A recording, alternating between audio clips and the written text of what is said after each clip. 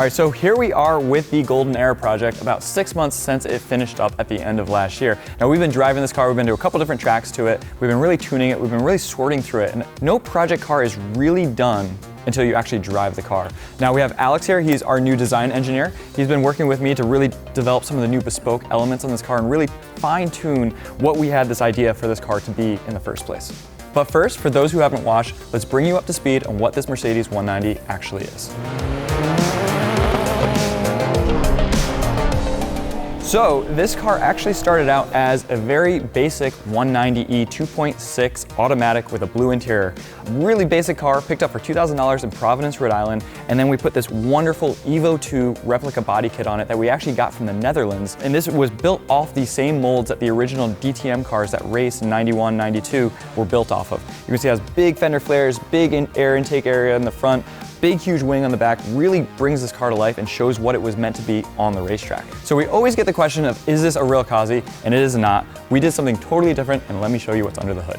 This is actually an AMG engine. We wanted to stick to a 4-cylinder engine just like the Cosworth, looked at AMG and knew that the A45 and the GLA 45 had this really awesome turbocharged 4-cylinder engine. Now we took that thing and we turned it 90 degrees because that is only ever found in an all-wheel drive or front-wheel drive car, and we actually bolted a SLK 6-speed manual gearbox to it. So to the best of my knowledge, this is the only AMG M133 that is inline, rear-wheel drive, and manual all at the same time. Now, there's some more stuff under the hood you can see over on the other side that if you watch the series, you would not recognize right now. Alex, do you want to describe what some of this stuff is over here? Yeah, so last time you saw the car under the hood, you probably noticed that there was basically like a UTV or a side-by-side K&N filter on it. What the actual f***? This is so tiny, man. It was both probably undersized and not super aesthetically perfect. It's also right next to the exhaust manifold, which is not ideal for intake air temps, especially on a modern, high compression turbocharged, torquey motor like this. So we took Hengst, which is obviously one of our partners. They supply a lot of really, really high quality OEM air filters for stuff like Audi A6s, BMWs, right on our site. So I wanted to take some of that quality and throw it on this project. We actually ended up going with, I think it's an A6 or an A8, a C7A6 air filter for this. But I ended up making a fully bespoke, 3D printed and CNC bent aluminum heat shield and intake system for this car that runs all the way down here to the bumper. This solves a lot of our hot IET issues. So there's a set of aluminum brackets here that seal up to the hood. They go all the way down here and up to the intercooler. So all this air stays up here. You might be wondering, where does that air come from? Well, that bumper inlet actually feeds directly under the filter. This pulls air straight from the bumper, highest pressure point in the car, up and into the air box up top. If I drop this through the filter area, it's like basically a gumball dispenser right under the front bumper. So it pretty much takes the highest pressure air and fills the engine bay in the right spot for the engine to breathe.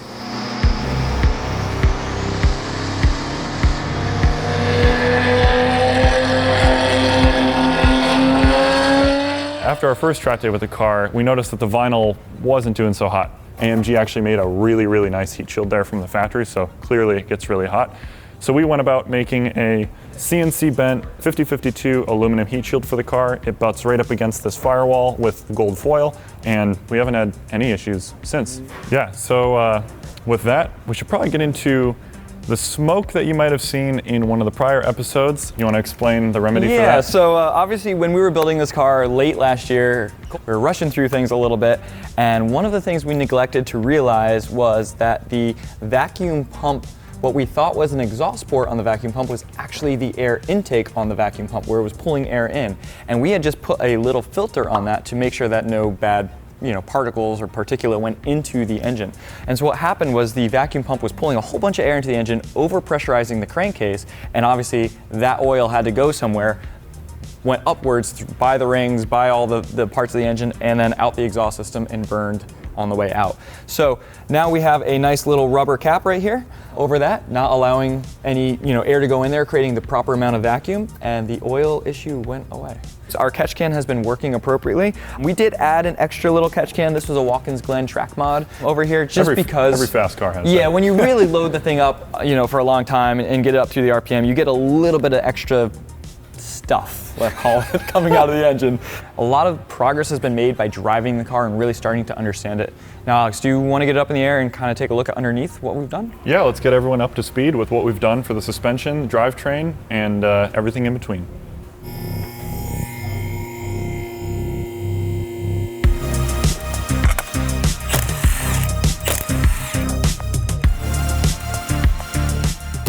All right, so one of the first things you'll notice here is that we actually have new wheels on the car. So these were the original design by Rotiform for this car. So these are bespoke wheels for this project.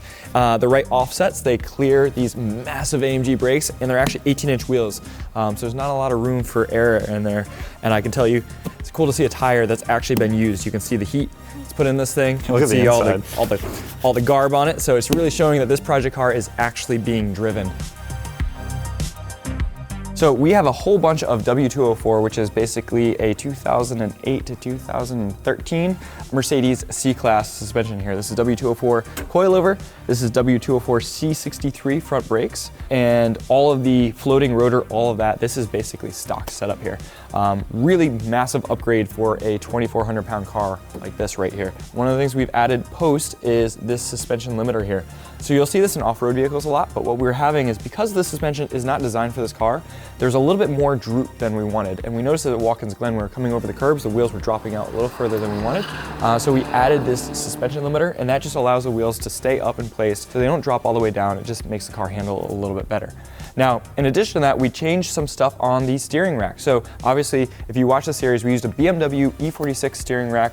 We made our own little cross-member subframe to hold that steering rack. So what we did is we added some additional holes, and we actually moved the entire steering rack back a little bit, which made for a significant amount of bump steer correction, because we really didn't know where the ride height was, and so you're kind of always chasing the what I would call perfect geometry whenever you're developing suspension like this. And now we have it into a place where we're really happy with it. The car handles the way we want it to, and we can hold the alignment the way we want to. Now, let's go under this thing and look at what we did there. And I'm also going to talk about the infamous ball joint that everyone wants to know all the details about once we get the car up in the air.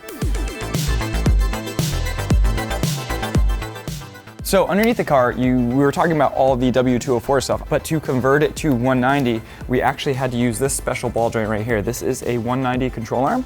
We pressed out the standard ball joint and used this ball joint, which is available in SVero. It is actually from a GL or an ML, so basically a big Mercedes SUV. Now, in addition to the main joint right here, we actually had to do some changes over on the tie rod end. If I remember correctly, this is a C63 outer tie rod end. Which obviously matches up to this upright 100%. But to get the length correct here to hit the E46 steering rack, we needed to use an E90 inner tie rod, and then we have a BMW E46 steering rack. So there's basically three pieces of different cars across the front of the steering system to make it work. Now, we're talking about bump steer a little bit. One of the things, if you come under here, you can actually see on the bump steer, there's multiple holes now to mount the steering rack. So basically, because we have a bespoke steering rack mount, we can move it forward or backwards, and we actually move it up and down a little bit, and that will actually control the angle that these tie rods are coming out, and that's going to affect the bump steer on the car, and we can dial it in just the way we want. So as far as connecting the steering rack to the steering wheel, we have a collapsible BMW column from an E82. And that's a nice aluminum unit, also sold through SVero, that allows it to collapse if there is ever a collision in the front, so the steering wheel doesn't get pushed into the driver. In addition to that, we do not have power steering on it. The E46 M3 steering rack is a powered rack, but we are not powering it. We have it bypassed. And that really brings back the feel of DTM. You have to use all the muscles to drive this car. Honestly, at Watkins Glen, for the first time I drove it on the big track, about 10 minutes into a session, I was just like, all right, I'm good with this car. My arms are tired. I just want to park it and look at it because it's so beautiful to look at. So definitely really brings back and makes me respect the people who raced these cars back in the day, because it is a lot of work to drive a car on a racetrack without power steering. So this may be something you recognize from the build series itself, but this is a underbelly pan from Hedgehog Motorsport. It actually is with this carbon fiber splitter on the car as well. Both of them are from Hedgehog. Really cool components. We had to do some slight modification because our car is not a standard 190E. Those modifications included spacers in the back here, a small little section here for our steering rack, which normally wouldn't be in this car. And then on the splitter, we really wanted to have a super low front look. And so to make this splitter set a little bit lower and add a little bit of reinforcement to the bumper, we actually used this laminate plywood right here to give it about a 20mm spacer down. A lot of people don't think plywood belongs on race cars, but I will argue with you all day long on that. NSX GT3 race car from factory Honda has a plywood splitter on it. All British touring cars have plywood splitters on it. Plywood is a fantastic building material, and honestly, it is very valued on cars like this. Let's shift gears real quick and let's turn this over to Alex so he can talk about all things transmission and the transmission mount that he designed on this car. So these are the old transmission and exhaust mounts. Now, they might not look great, but that's because they've survived a couple track days. And honestly, considering how resilient these are and how simple they are, I would say they work pretty well. One of the things that Nate has constantly mentioned after driving this car is how raw the vibrations are in the car. This thing, man, vibrates the out of a lifetime. It's just ridiculous. My task here was to rectify some of that vibration and make a durable mount that uses inexpensive and replaceable parts to deaden some of that vibration. Now, it's still hard mounted at the front. We're gonna have to do something about that. But for the meantime, this is the new transmission mount. So what we did was add a couple PowerFlex bushings. They're actually from a Volvo control arm PowerFlex kit that we sell at fcphero.com. And I integrated those into this CNC bent A36 steel mount. Not only does it suspend the transmission, but it also reuses the factory transmission mount studs, which are right in the floor instead of these empty holes here. And then the exhaust actually bolts to the bracket on the transmission, which is then isolated to the chassis. So all of the exhaust vibrations and the transmission vibrations are canceled out, or at least mitigated, with these PowerFlex bushings. Right above our transmission mount is our carbon fiber drive shaft with a CV axle at one end and a 1350 yoke at the other end, which is pretty sweet. This thing has been great. It's held up to the heat. It actually doesn't add any other vibrations to the car, which is nice because it's perfectly balanced. And that brings us to our very different 190E differential. All right, so here we are in the back of the 190E. If you watched the episode, you probably saw me grinding for like days on this differential to try to get the OS Geiken spool to fit inside there. Obviously, this thing had a open diff, which had lots of room, and then as soon as we put a proper clutch style LSD in it, it didn't fit, and we had to get the grinder out, start sectioning off the case, sectioning off the bearing area, make sure we could fit it in there. A little concerning, obviously, considering we're putting almost 400 horsepower through this old 190E diff that really wasn't intended for that much power, but I'm happy to say that the diff has held up well. No matter how many launches and how many wheel spins and how many slides we've done with it, the diff has held up well. And it's still very much LSDing, as you can see here. Both wheels are locked together, which really adds to the driving experience in this car, giving you that visceral oversteer, just really catching the car and driving it properly. So in addition to the differential, we wanted to lock down the rear a little bit more, and so we added the addition of a CLK 55 AMG rear anti-roll bar. Now this came from Danny, our Mercedes expert, realized that the anti-roll bar would fit this car due to the suspension architecture between the two cars being very similar. This is a much bigger diameter, much more stiff anti-roll bar, and it really stops the swaying in the rear end, which makes the car significantly handle better and do exactly what we want it to do as a touring car out on the racetrack. Now, in addition, we have the ground control adjustable arms here. If you watch the series, you would know all these adjustable arms allow us to adjust toe, camber, all of the different things in the rear suspension, really get this rear suspension, this rear tire working the best we possibly can.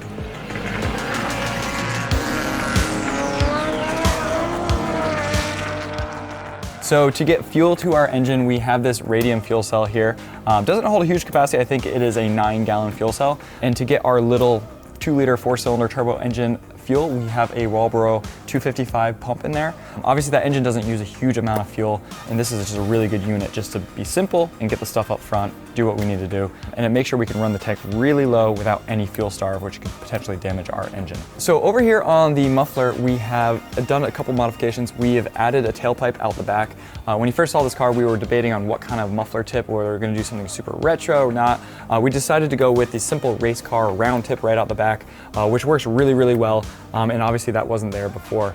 In addition to that, we also have this new PowerFlex hanger on here, these red units right here. Super trick part that's actually on the website due to this project, and it is basically an exhaust hanger with multiple holes. So if you're struggling for getting that super flush muffler placement and you don't know exactly what you need, this is a cool part. It allows you to adjust it on the fly as you go, and obviously worked out really well.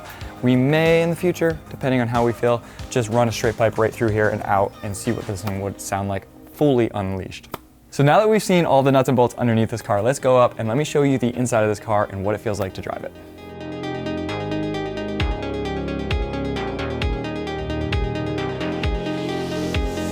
So here we are on the top side of Golden Era. First thing I'm going to show you is looking at this cage. This is a cage from Custom Cages in the UK.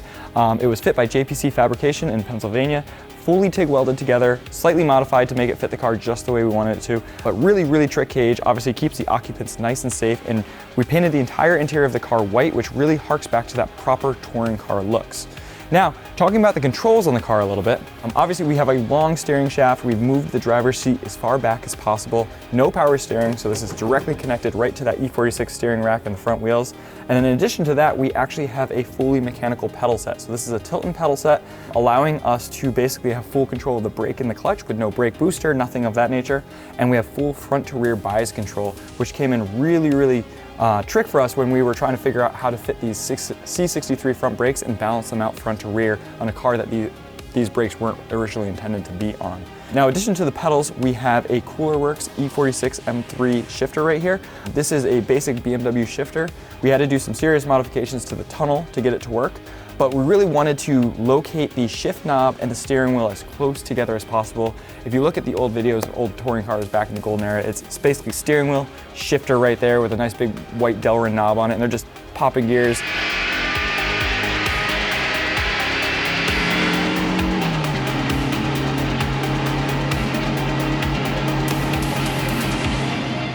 We really wanted to mimic that feel inside this car, so you get that real visceral and real mechanical feel. I think I described it as feeling like you're reaching into the gearbox. It is a really mechanical feel. Now, one of my favorite bits of the interior of this car is these seats from Sparco right here. So we worked with Sparco, and they basically made their carbon Kevlar QRT seat for us, but without any additional logos on it to really give it that super retro, super vintage, classic look to it. In addition to that, it is made of carbon Kevlar, which was a super popular material back when these cars were racing. And just seeing the white cage, the black dash, the super simple steering and shifter, and then having these carbon Kevlar seats, this is probably my favorite part of the car. It just really throws back to 1992 DTM cars, what they looked like, what they felt like, what they drove like. Thank you for watching this recap. We've covered everything on the Golden Era project that we've done over the last 6 months since the project build ended. Now, we have a car with 370 horsepower, 2,400 pounds, and it certainly feels mechanical and just like the DTM cars of the early 90s. Now, I think there's some stuff that we can refine on the car. What do you think, Alex? Yeah, so we have a few small projects to make sure that this thing lives at this power level and can continue to do track days, go to grid life, etc. But if you want to see more of it, be sure to like, comment, and subscribe to the FCP Euro YouTube channel. And we have another project to go build. Yeah, let's go work on the Cayman. Let's do it.